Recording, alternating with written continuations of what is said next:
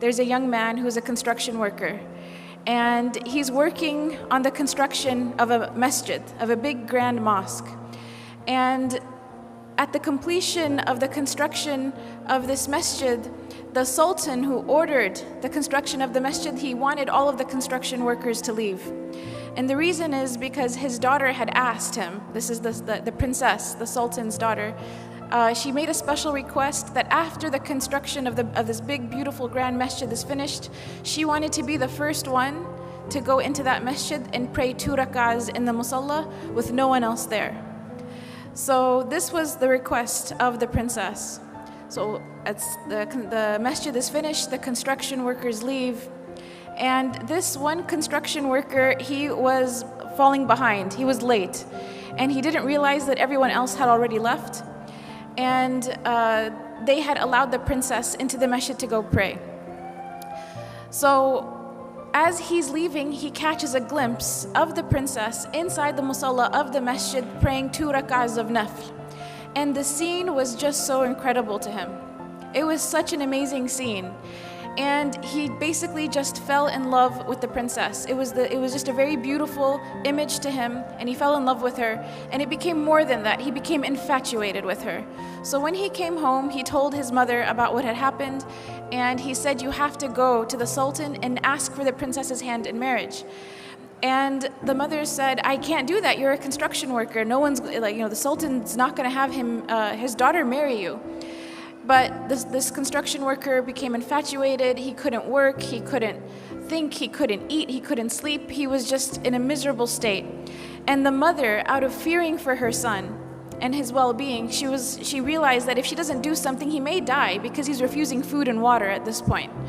So she goes to the palace and she asks to speak to the sultan, and the guards, they turn her away. And she insists and she says, my son is going to die. I have to talk to the sultan. So finally, they let her talk to the sultan. And she mentions the story to the sultan, and the sultan asks that she come back with the construction worker. So they come back together, and he tells the construction worker, after everyone leaves the masjid at nighttime, after Isha prayer, you have to come and pray qiyam in this masjid for 40 nights.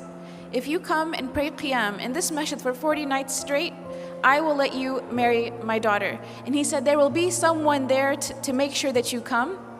And if you miss a day, we'll know about it.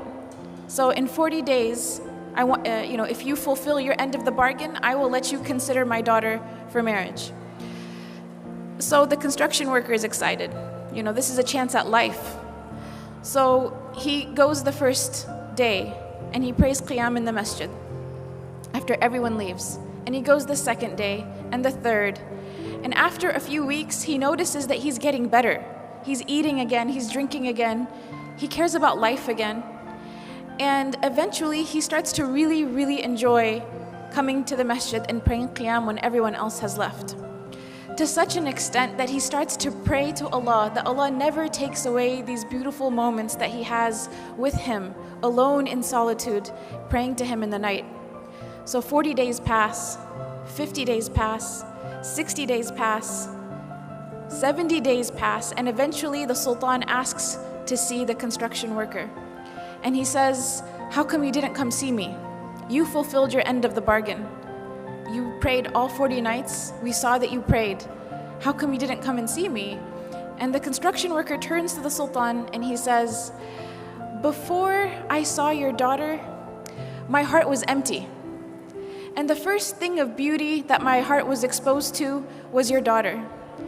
And that's why it grabbed onto that experience. But then after I started praying in the masjid for 40 nights, my heart witnessed a beauty that was much greater than her. My heart witnessed a beauty that it has never felt before. And he tells the sultan, he goes on to say, thank you so much for offering me your daughter to consider, but I am happy where I am and I am in no need of her. And he goes on his way. And he doesn't marry the princess because he had found a love and a beauty and a happiness that was much greater than just seeing the princess that one time. And this was the love of Allah subhanahu wa ta'ala. This is the beauty of a close relationship with Allah subhanahu wa ta'ala.